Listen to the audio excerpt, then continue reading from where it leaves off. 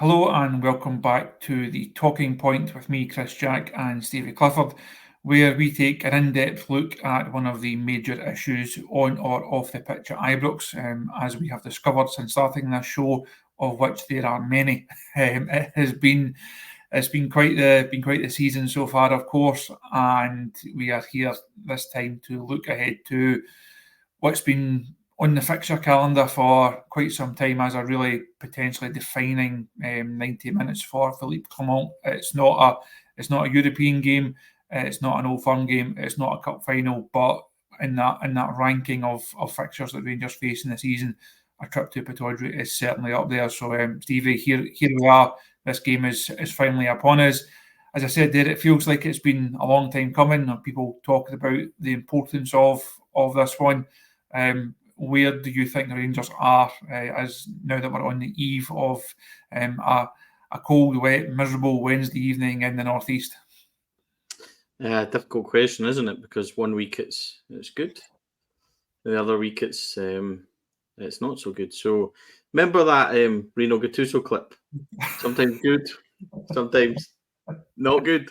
Well, that's kind of where we are, isn't it? And listen, there's context which we've discussed before about Philippe Clement in the summer and what he's had to do and the situation, and he's found himself repeating it in previous weeks as the pressure is slightly ramped on him, Chris. I think that's fair.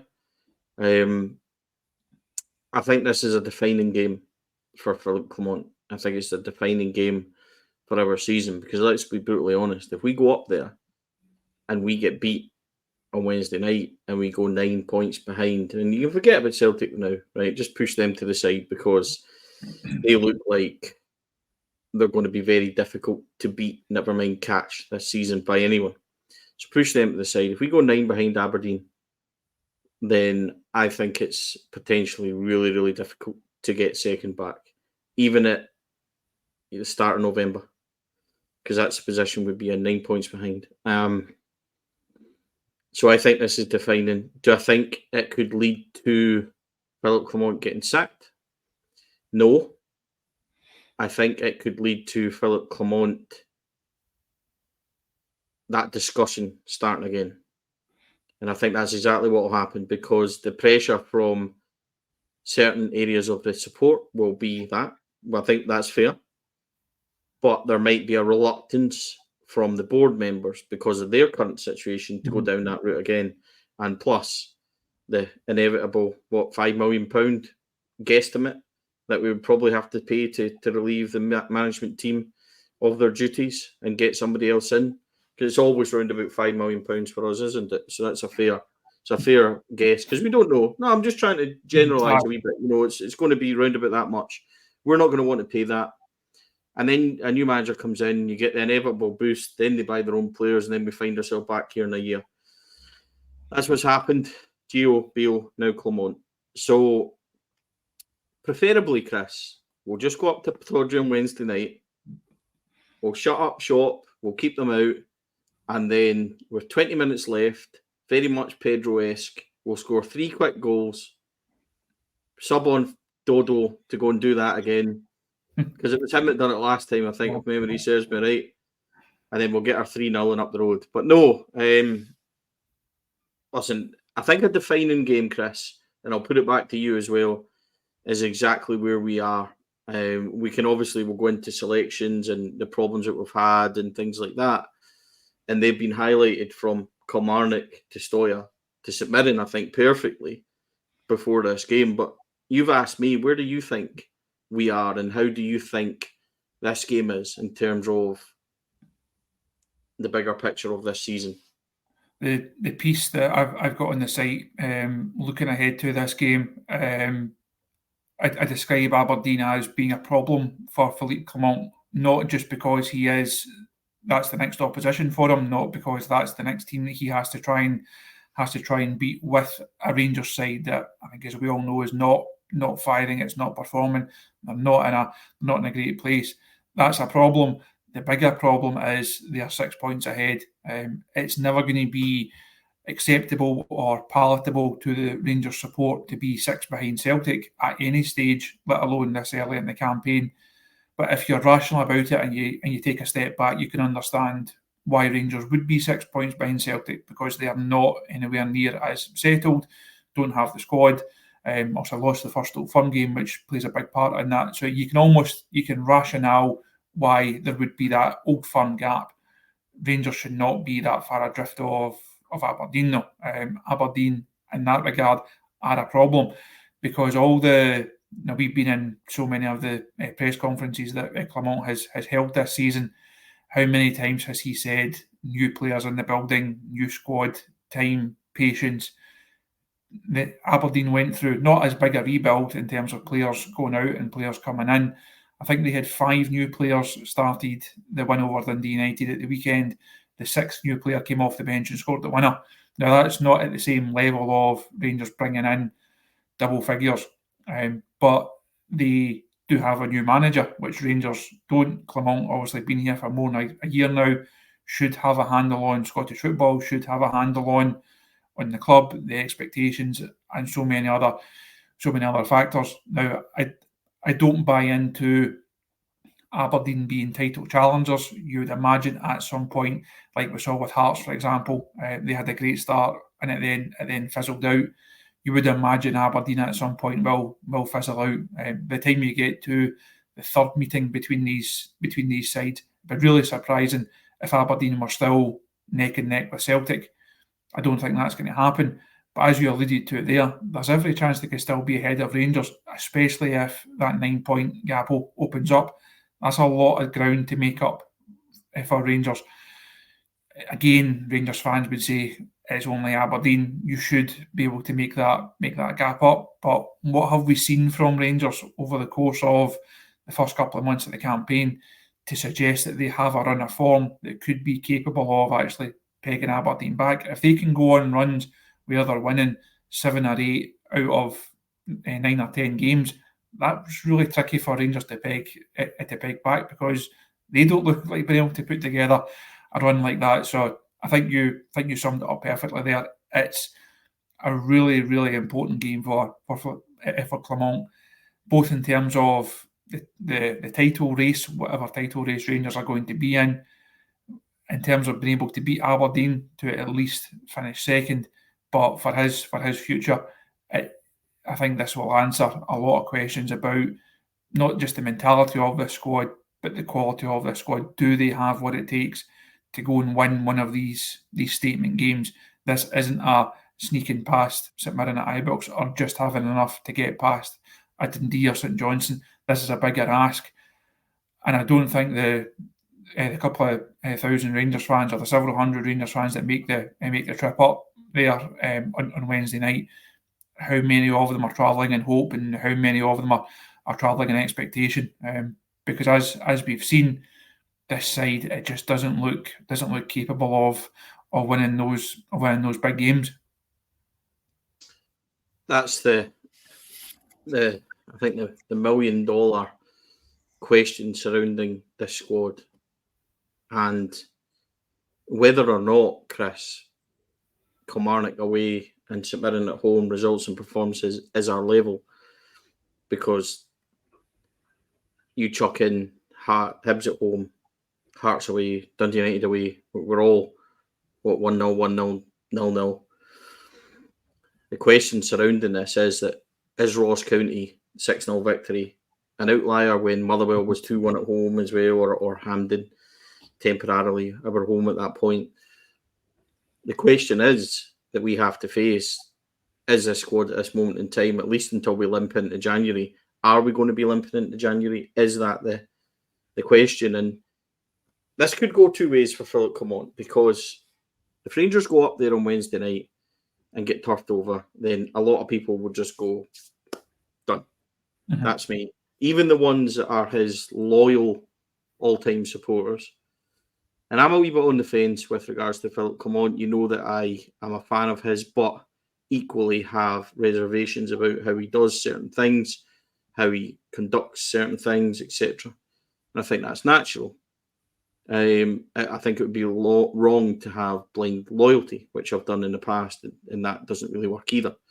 So I'm a bit more reserved with this. But if we go up there on Wednesday and don't win, then I think we know where it leaves us. And I think that is maybe not quite protest, but it's certainly a vocal element of the support will start saying he needs to go.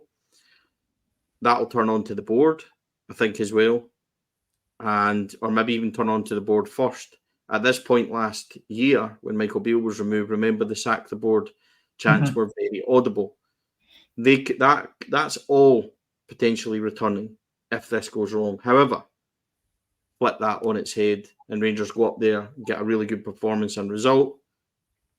That then becomes a completely different. You've answered your question then. Why does this team not win big games? Because all of a sudden Philippe Clement can go Malmo, Steaua Bucharest, Aberdeen away, and then if he adds Motherwell at the weekend, he's in a cup final again. And yeah, it's not been a great start. He would find himself 6 points away from Celtic. But you have then a momentum building slowly. So it's a real 6-pointer. And not only is it a 6-pointer, it's a real defining moment in Philippe Clement's Rangers reign. I only remember, Chris, funnily enough, I only ever remember it being like this once in a Rangers manager's career, and it was Alex McLeish when he went up to Aberdeen, and it was a League Cup game on a Tuesday night, if memory serves me right. Fernando Rickson scored a wonderful free kick. Stephen Thompson scored the second after Bob Malcolm had been sent off kind of fairly late on, and Rangers beat Aberdeen 2-0 at Pittodrie. Alex McLeish went from strength to strength after that, and that year we secured a double. I'm not suggesting Philippe Clement can do that, but that was pretty much resounding. People were saying, if you don't win tonight, you're out of job. Philippe Clement maybe isn't out of a job, but if he doesn't win, it's a hell of a long way back. How did this team win this? It needs something that we probably haven't shown so far this season, certainly, which is, I'll fire this question back to you and then I'll try and answer it myself before we get there. How do you foster a kind of spirit and determination that we haven't seen so far? Did we see it in Malmo? Maybe a wee bit. Maybe a wee bit. But that's an outlier for me because we certainly didn't see it at Rugby Park. We saw a team at Rugby Park that didn't know what to do. We saw a team at Rugby Park that didn't know how to break them down, didn't know how to combat a low block, and didn't know how to play. Now, the good thing about Aberdeen tomorrow is they will potentially come out a wee bit, which suits us, I think, perfectly. But you've seen against St Mirren, Rangers didn't like the physical side of it either. This isn't a question of saying, to win this game on Wednesday night, we need to handle the big boy up front, Gaye, or we need to take care of Duke, or we need to match Graham Shinnie. This is about turning Rangers into something that they've not done already, Chris, which is athletic, powerful, pace, because we don't have those things. Rangers have been up to Aberdeen, I think, the last 13 games, and 7 of them they've not won. So it's already a problem, as you alluded to, and it's even bigger problem at Pittodrie, a sold-out Pittodrie that will be foaming at the mouth even more than it normally is, and very hostile. So how do Rangers suddenly turn themselves into this physical, athletic, speedy team that you need to win a game like Wednesday that we haven't shown so far in any games? That's the biggest question. And there's not really, I'm not sure that I can answer it, so I'm happy to see how you're going to answer this. Because I think that's what we need to win this game on Wednesday. There might be a few personnel, Chris, but I think we need that outlook that we've not shown. I think when you reference Kelly there, that's, I think for a lot of people that will be the biggest like thing that's in their mind. Is this going to be another Kilmarnock style performance where it's on the ball, it's slow and it's sluggish? Off the ball, you're second to every 50-50. You don't win your challenges. You don't show enough. I wrote a piece after, I can't remember after what game it was up at Pittodrie last season, and it's this theory of Aberdeen's a tough place to go. Tynecastle's a tough place to go. Easter Road's a tough place to go. The only place in Scotland I think is a tough place to go for Rangers is Parkhead, because there's so much against them there. And mostly, as we've seen in recent seasons, Celtic are a better team with better players. That makes Parkhead a really difficult fixture. The rest of them, yes, Easter Road, Pittodrie, Tynecastle, they've all got their unique circumstances in terms of the fans and fans and players, managers, and some examples being fired up for these games. But Rangers go into these games with far bigger budget, on paper a better team, but they make these games more difficult for themselves, and they have to be. And I think it feeds into what you're touching on there, what we spoke about after Kelly. I always remember back in my Evening Times days doing Big Derek Johnson's column on a weekly basis, and a lot of the time we were discussing these games, he always used the Jock Wallace phrase of win the battle and win the war. And what he was getting at was, you go to these venues, you do the basics, you win your 50-50s, you assert yourself in a physical manner within the laws, obviously not going OTT. You don't go out to try and lay down a marker by being rash. But if you do the basics in these games, you then should have, or you back yourself to have the football quality to go and beat Aberdeen in a football sense, to go and beat Hibs or Hearts in a football sense. And I think that's what Rangers have to show. On paper, they do have good players. They do have players who can go and cause Aberdeen problems. Czerny, for example, is in a good run of goal scoring form. I think we all like the look of the midfield three: Barron, Raskin, Diomande. Other side, Barami, I think, has had a good start to his Rangers career. Dessers is Dessers. He could score, or he could be an absolute mile off it. Who knows what Cyril is going to do up there? But Rangers should have, and they do have, the quality to go and beat Aberdeen. But you know that first 10 minutes will really set the tempo for it. If Aberdeen are the ones that look the more likely to win those 50-50s, if Aberdeen are the more physical, athletic side, then it becomes a hard way for Rangers to get back in, because it's only a fortnight since they didn't do those basics at Kilmarnock. I think we both agreed fairly early on. You were also down there that afternoon.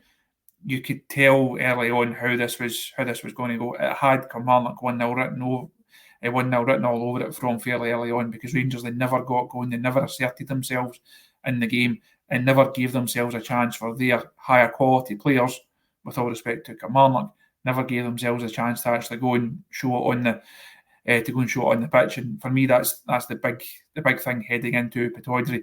It's a mentality issue as much as a quality issue. And do Rangers have that mentality to rise to, as you pointed out, a packed out Pittodrie? We know what the atmosphere is going to be like. If you're a Rangers player, you have to handle that. If you can't handle that, sorry, but you're at the wrong football club. Well, yeah, I mean, it's funny because all the best teams that we've seen in the past have thrived in those atmospheres and thrive under. I mean, this should be a fantastic chance for this Rangers team to reset, get the synergy back with the support, get the manager some leeway. It should be, and they should be up for it. They should be ready to battle and things like that. But it's interesting, Chris, because I'm going to throw this back at you a wee bit as well. How do you win this game on Wednesday? How do we win this game? Because it's the biggest question. It's not like you've got a team where you've got 10 out of 11 must start. And, you know, there's a lot of questions there. And how does he get it right? And the thing with Philippe Clement team is we discussed pre-match and on Sunday against St Mirren, you can't really predict a Philippe Clement team as it is. So how does he win this? And how does he set up? I think there was some answers to some questions on Sunday, but I'm interested to see how you go and how you approach this. I think we also pick our predicted teams for the website ahead of every game, and it's probably the most thankless task that Joshua asked me to do, because no matter the Twitter reaction to it and some of the social media reaction to it, always just makes all of us laugh, because you can never please everyone, no matter what side you pick. There's always someone says, "I cannot believe you've done that," or why is he playing? And I think that the number of times, maybe talking like 60 games or so I've done over the last year or so, I think I maybe got it spot on 3 times. Picking a 1 to 11, he's a very, very difficult man to go and actually second guess, as you say, what he's going to do. I think one of the big talking points is centre half. Now, when I mentioned there about being physical, about being athletic, about being powerful, about being quick, about winning your individual battles, all of those things right now for me don't apply to Robin Proper to play centre half. They do apply to Casemiro to play centre half. I think that would be a big call from him. I believe that would be the right way for him to go. I think ahead of that, we've seen it on the show, we've seen it on social media over recent weeks, this clamour almost for him to change the system. It's not going to happen. This is the way that Philippe Clement wants his Rangers side to play football. This is the style that they have worked on when he first came in. This is the work that they put in during pre-season. This shape, this format, this way of playing, this is it. He's not suddenly going to think, no, Pittodrie's a great chance to go and play 3-5-2. Let's go and try something that we've never tried in a game before. Because Aberdeen away, it's just the perfect chance to go and do it. It's not going to happen. So it will be the same format. And ahead of that back four of Tav, Casemiro, Suter or Balogun, I think there's not really much in there for me in terms of who plays. Jeffrey obviously at left back. I think it almost picks itself. It's Barron, Raskin, both really impressive the last couple of games. Nico Raskin especially, which is really good to see. Diomande plays as 10. The options off the left-hand side are limited given injuries, so it's Bayrami, Cherney off the right, and now I mentioned that Mandesers through the middle earlier on. I think the team almost picks itself outside that centre half question. You asked the manager about Casemiro on Sunday. I thought that the point you made was spot on. Rangers didn't look that nervy heading into that last period of the game once he was on the pitch. And how many times have we seen Rangers being a goal ahead and you know that teams are going to be direct, they're going to have free kicks, they're going to have throw-ins, they're going to launch the ball on top of you, try and catch you out, try and be physical against you. It didn't really have that fear heading into that last 10-15. I think Casemiro had a big part to play in that. So I'm assuming he's the man that you would pick in that centre half role as well. Yeah, I mean, like you say, I think that's the biggest question. Actually, the two centre halves is your biggest question. Mm-hmm. With Balogun, you have pace, which Suter maybe doesn't have, but Suter's not a slouch, so it's not like he's completely slow. Suter also is a very good siege defender when there's balls getting flung in and pressure. And I think he's probably a better defender than Balogun is under those situations. So I'm with you. It's either or. But Casemiro for me is fast, likes a duel, and has recovery pace, which if somebody can get behind, which means, Chris, this has a big factor because I'm going to explain slightly of what I interpreted to happen. It'd be interesting to see if people come in the comments about this. On Sunday, we got deeper and deeper and deeper because the St Mirren forward, and you're going to tell me who he is again because I can't pronounce his name. Olasanya, that's him. He bullied Proper, winning free kicks, winning second balls, and he spooked him, which meant that when he went through, that Rangers team after that went deep. Now, the two defenders, Raskin and Barron, were really close to them, and it meant that the gap to the forward line was massive because everything was shuffled in because they were scared of Robin Proper making a mistake. Robin Proper went off in the second half and Casemiro went in and Tav went in to right back. Now, get to Tav in a minute, but he's also important to this. Casemiro and Balogun have recovery pace and they two pushed a really high line. They were up at the D on the centre circle, which meant the midfield could push. And what you've seen against Bucharest when Conor Barron could win it high and push it on, we started to do that. Now, in the last 20 minutes, off the top of my head, we scored through Cherney. Czerny had a chance that he went in and it was tipped wide. Dessers had a chance when he spun and it got blocked wide, and Dessers went through on goal. 4, what I would say, not gilt edge, but 4 really good opportunities to score a goal. The previous 60 minutes, Chris, we had one shot from Raskin, which Diamandi scored. Bayrami had one at the far post, which he put into the side netting, and Czerny had a run where he drilled a shot right at the goalkeeper. That's what we had in 60 minutes. And it was a game that St Mirren were physically and could come right on top of us and try and play their game. That stopped when that changed, and the whole team then moved up and they began to relax and breed a wee bit of confidence. That's why, for me, Robin Proper can't play. It's not so much a criticism of Robin Proper. Put him away for a wee second of what we think of his ability and everything else. If the team don't trust you, that effect it has on how Clement wants us to play is huge, because the gaps then appear and things like Kilmarnock away happen when you launch a long ball because there's nothing else to do and Dessers is up there and can't hold it up, etc. It's really important to me that Casaveiro plays at centre-half. And by the way, he's played well enough to deserve it. Mm-hmm. So he starts for me. Let's see if he can handle it. Because Proper, I think, hasn't been able to handle it. And I think that's 3 or 4 times he's been subbed off now. So put him to the side for a wee minute. And I think I'm with you. There's an interesting conundrum of, do you take Diamandi out the team and do you put on Dujon Sterling to try and win that battle in midfield? And that then allows Bayrami, Czerny and Dessers to try and play. And you could maybe get Barron and Sterling to be your driving force while Raskin sits. So there is a slight ask. Did Diamandi play so well on Sunday that you couldn't make that change? And I'm not sure he did. So that for me is the only other one. Bayrami starts. Czerny's been in excellent form, 6 goals now, 2 assists. Really, really good for him. He looks like that little talk with Clement has actually really helped him. He looks like he's, and by the way, not everything comes off for him, but he's dangerous again. You know what I mean? When he runs and he looks to shoot because the crowd get up and the defenders are now looking for that, which allows us to do other things. Going back to the Tavernier point, you would have seen this in the press conference as well. Casaveiro calls him the dad of the squad. Mm-hmm. When he came on, the team looked for him. They looked to give him the ball, and he did. He done all right.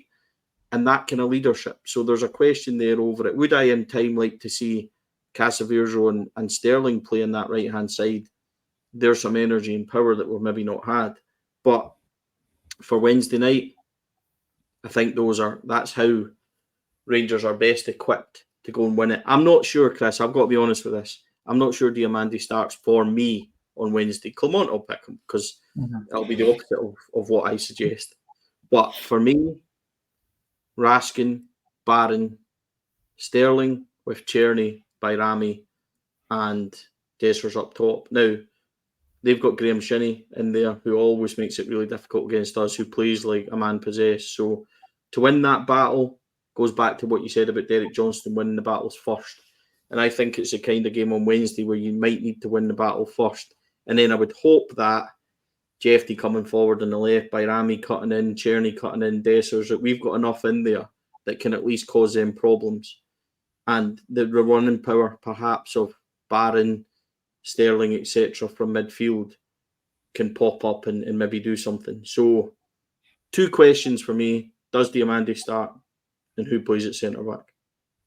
Before we finish off, give me your one Pittodrie memory that stands out for you. My Pittodrie record isn't actually that good. A couple that stand out: the Manchester season, the night that Rangers lost the league. That will always stand out for all the wrong reasons, unfortunately. The other one that comes to mind is the Scott Arfield night. I was working up at Pittodrie that night, and obviously Rangers going into the last few seconds of that game, getting beat. You've got all your stuff written. You're giving them a hard time. Performance not good. Bad result. Everyone's getting a hard time. Arfield then scores, and you rip out bits of it, and you start again.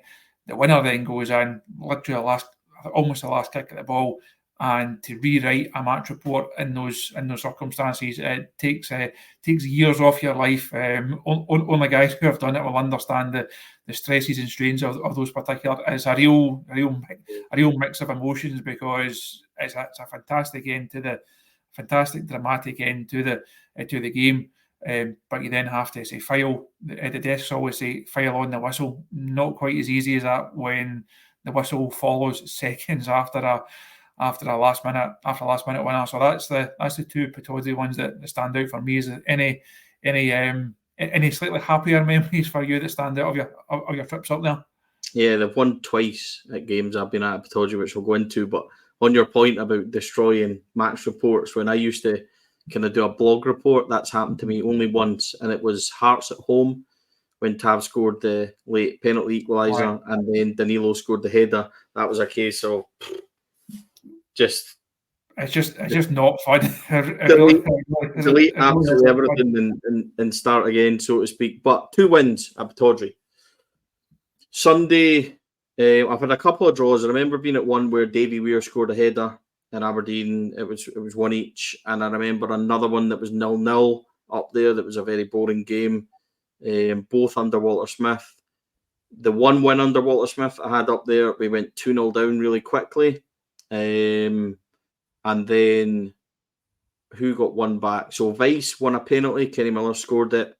And then there was that, the one where it was cut back. Kenny Miller scored the equaliser. And then there was a really weird one. Jamie Langfield kicked out the goal kick and Jig sent it back in. And everybody was offside apart from Naismith, who ran from deep. And then he squared it for Jelavic. And I can still see Jelavic hit that from that day, from the angle I thought he'd scuffed it. But of course, we won 3-2 that game. Aberdeen had somebody sent off late as well. And then the other one was the one we went to together.